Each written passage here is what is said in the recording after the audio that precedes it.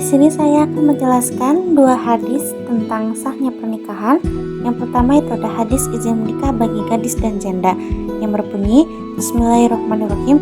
An Abi Hurairah radhiyallahu anhu anna Nabiyya sallallahu alaihi wasallam qala la tunkahu al-yawma hatta tastamara wa la tunkahu bikru hatta tasta'dana.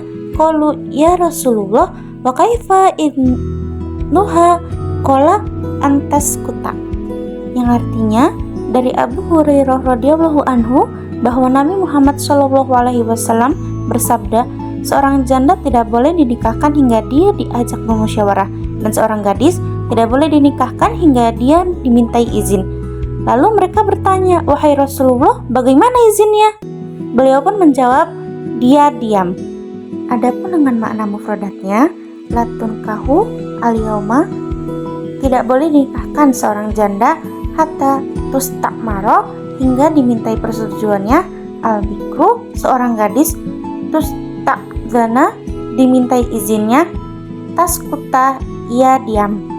Kesimpulan pada hadis ini yaitu untuk seorang gadis yang belum memiliki pengalaman menikah mungkin merasa malu untuk mengungkapkan pendapatnya atau jawabannya. Diamnya seorang gadis itu pada dimintai izin dianggap sebagai tanda persetujuan.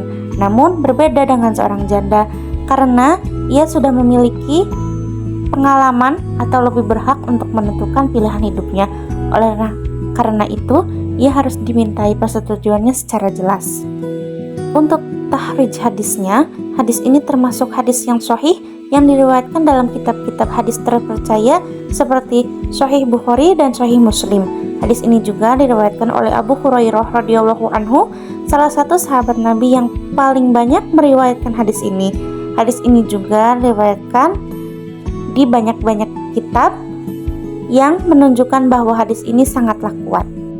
Adapun hadis yang kedua tentang hadis hukum saksi dalam pernikahan yang isinya Bismillahirrahmanirrahim, la nikaha illa biwaliya wa syahidi adlin, rawahu Ad-Darari Qutni wa Ibnu Habban, yang artinya dari Aisyah berkata bahwa Rasulullah SAW bersabda, tidak ada nikah tanpa wali dan dua orang saksi yang adil.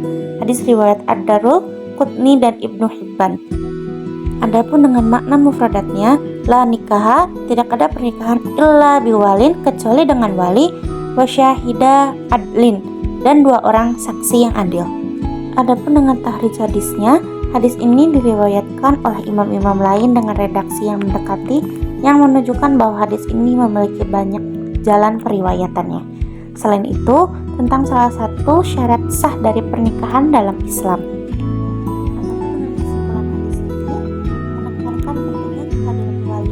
Orang saksi yang adil dalam sebuah pernikahan, karena kehadiran dua saksi yang adil itu bertujuan untuk memastikan bahwa akad nikah dilaksanakan secara terbuka dan transparan, serta untuk menghindari perselisihan di kemudian hari. Dan kesimpulan dari kedua hadis tersebut adalah hadis tersebut menekankan pentingnya persetujuan dan perlindungan hak bagi seorang wanita dalam pernikahan. Pernikahan dalam Islam itu bukanlah sebuah paksaan, melainkan sebuah ikatan yang didasari oleh kerelaan dan persetujuan dari kedua belah pihak. Mungkin cukup sekian dari saya. Mohon maaf apabila ada kesalahan. Wabillahi taufiq wal hidayah. Wassalamualaikum warahmatullahi wabarakatuh.